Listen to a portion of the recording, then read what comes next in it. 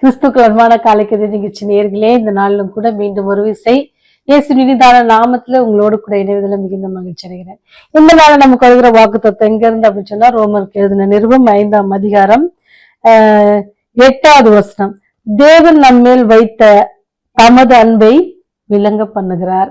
எப்ப விளங்க பண்ணுகிறார் அப்படின்னு சொன்னா, நாம் பாவிகளா இருக்கையிலே என்ன செய்யறாரு?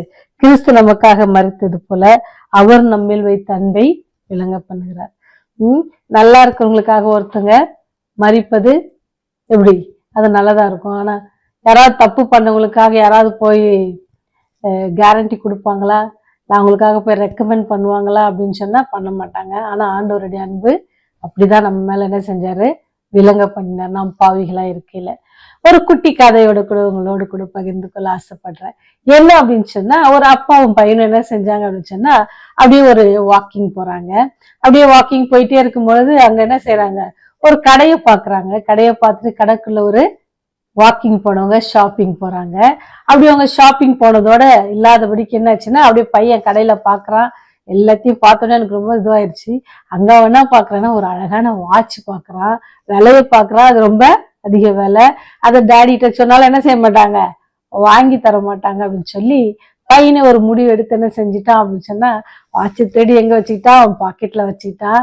ஆனா ஓனர் என்ன செஞ்சாங்க? கேமரால பாக்குறாங்க பையன் செஞ்ச காரியத்தை.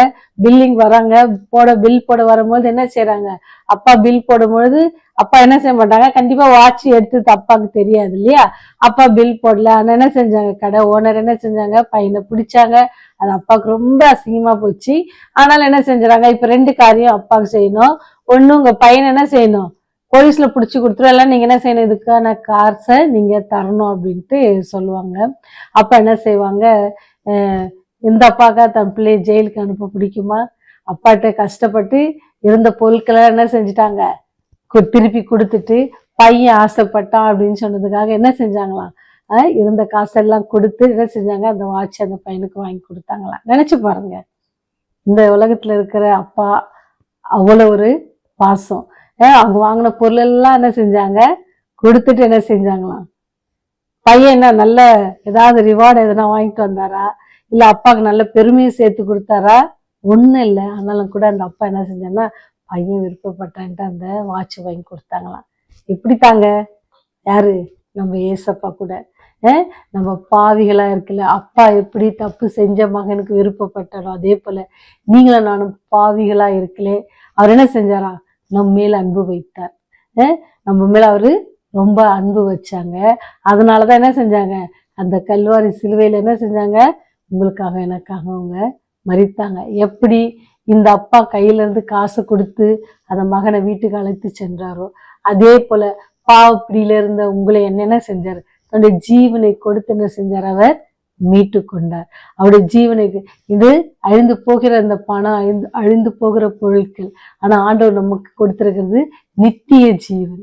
அவருடைய ஜீவனை கொடுத்து நமக்கு என்ன செஞ்சிருக்காரு? நித்திய ஜீவனை கொடுத்திருக்கார். அவர் நம்ம மேல் வைத்திருக்கிற அன்பு அப்பேற்பட்ட அன்பு.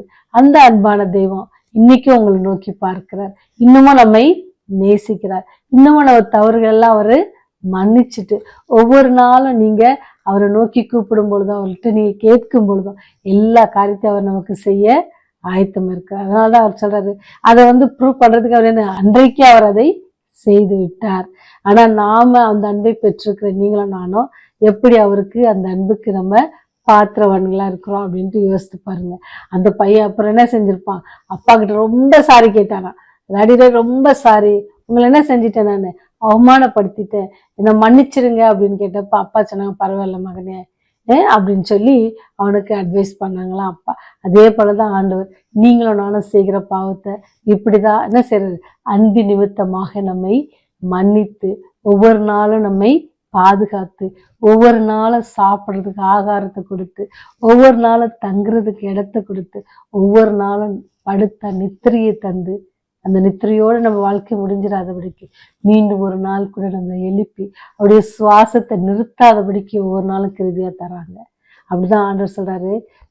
அதனாலதான் இங்க அப்போஸ்தலனாகிய பவுல் சொல்றாரு, நம் பாவிகளா இருக்கையிலே, நம் பாவிகளா இருக்கல. ஏன்னா அவருக்கு தெரியும் ஆண்டவருக்கு எதிர்த்து எவ்வளோ காரியங்களை செய்தார். ஆண்டவரை ஏற்றுக்கொண்ட பொழுது அவரை குறித்து சொல்வதற்கு ஒரு நாள் கூட அவர் என்ன செஞ்சதில்லை, ரெஸ்ட் எடுத்ததில்லை. அதே போல நீங்கள் நானும் ஆண்டோடைய அன்பை புரிந்திருக்கிற நீங்கள் நானும் ஆண்டவருக்காக நம்ம தொடர்ந்து ஜீவிப்போம்.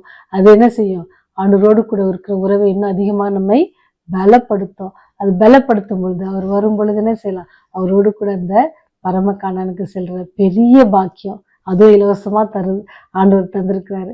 எத்தனை பேர் அந்த எருசலேம் பார்க்கறதுக்கு எல்லாரும் போனோம்னு சொல்லி எல்லாம் காசுலாம் கட்டி போறாங்க. ஆனா அந்த பரம எருசலேமை நம்ம கூட்டி போவதற்காக அவர் வரப்போறாங்க. அது இலவசமா தரப்போறாங்க. நம்ம அது காசுலாம் கட்ட தேவையில்லை. நேரடியாக நம்ம அழைத்து சென்று காட்ட போறாங்க. அதுக்கு நீங்க ஆயத்தமா இருக்கீங்களா? இலவசமா கிடைக்கிற பொருளுக்கு எப்படி நம்ம அதை உதாசீனப்படுத்தாதபடிக்கு அதை கொடுக்கிறவர் யார் என்று சொல்லி நம்ம என்ன செய்யணுமா, உயிர்த்து ஆராய்ந்து பார்த்து அவர் பின்பாக அவருடைய அன்பை நம்ம என்ன செய்யணும், பற்றி கொள்ளணும் அப்படின்னு இந்த நாள் நமக்கு வருகிற செய்தி என்ன, நான் பாவிகளா இருக்கையில என்ன செஞ்சார், அவர் நமக்காக மரித்து அவருடைய அன்பை விளங்க பண்ணினார். அந்த அன்பை நீங்க ஏற்றுக்கொள்றீங்களா? ஏற்றுக்கொள்ளாத அநேகர் இருக்கிறாங்க. அவங்களுக்கு சொல்ல ஆயத்தமா இருக்கீங்களா? ஜெபம் செய்வோம். எங்களை அதிகமாய் நேசித்து வழிநடத்துவதான பரலோக தந்தையே, நாங்கள் பாவிகளா இருக்கையிலே எங்களை நேசித்தவரே, நாங்கள் பாவிகளா இருக்கையிலே நீர் மரித்து உங்களுடைய அன்பை எங்களுக்காக விளங்க பண்ணினவரே, நன்றியோடு துதிக்கிறோம் தகப்பனே. இந்த காலை வெளியிலும் கூட கர்த்தாவே நன்றியோடு துதிக்கிறோம் சுவாமி. இந்த செய்தியை கேட்கிற ஒவ்வொரு பிள்ளைகளையும் நீங்க ஆசீர்வதிங்க, உடைய தேவையில எல்லாம் சந்திங்க. கடந்த நாட்களில் அவர்களுக்கு போதுமானவராக இருந்ததற்காக நன்றி செலுத்துகிறோம். இந்த செய்தியை கேட்டு அநேகர் ஆறுதல் அடையும், அநேகர் எங்களை நேசிக்கிற ஒரு கர்த்தர் இருக்கிறார் என்று சொல்லி, நான் பாவியா இருக்கிறேன் என்று சொல்லி பின்வாங்கி போயிடாதபடிக்கு, நாம் பாவிகளா இருந்தாலும் நம்மை நேசிக்கிற ஒரு தெய்வம் இருக்கிறார் என்று சொல்லி உண்மை பற்றி கொள்ளும்படியாக கிருபை செய்யுங்க சாமி. பாவத்தை வெறுத்து பாவிகளை நேசிக்கிற பரலோக தந்தையே, உண்மை நாங்கள் பற்றி கொண்டு எவ்வளவு பாவ வாழ்க்கையை விட்டு ஆண்டவரே நல் வாழ்க்கையை ஜீவியம் செய்ய எங்களுக்கு உதவி செய்யுங்க. சாத்தான் எங்களுக்காக எடுத்துக்கிற எல்லா ஆயுதத்தையும் முறியடிக்கத்தக்கதாக தேவனே எங்களை எல்லோரையும் ரத்த கோட்டைக்குள்ள மறைத்து கொள்ளுங்க சாமி.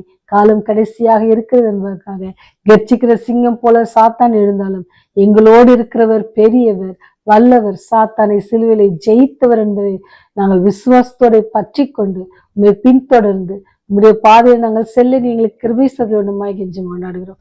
ராஜ்யம் வரும் பொழுது ஆண்டவரே நாங்கள் ஒருவரும் கெட்டு போகாதபடிக்கு அந்த நித்தியானந்த ராஜ்யத்துல நாங்கள் பங்கு பெறுகிற பெரிய ஸ்லாக்கியத்தை உடைய கிருபையினால் எங்களுக்கு தர வேண்டுமா இயேசுவின் வழியாய் ஜெபிக்கிறோம் ஜீவனுள்ள நல்ல தகப்பனே. ஆமென், ஆமென்.